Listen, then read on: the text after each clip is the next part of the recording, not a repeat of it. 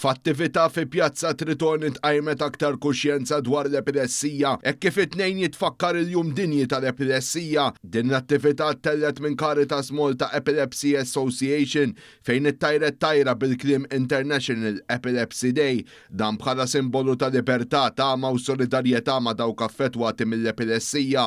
Membri tal-assoċjazzjoni qasmu fuljetti u ddiskutew mal-pubbliku dwar il-kundizzjoni, l-isfidi li tikkawża u l-importanza tal-għarfien biex titnaqqas l-istigma. Waqt din l-attività One News tkellem mal-President tal-Assoċjazzjoni Frank Portelli. L-epilessija hija elettriku żejjed fil-moħħ bħal meta jkun hemm serġ tal-elettriku u meta jkun hemm dan jibda jitfa' messaġġi ħżiena.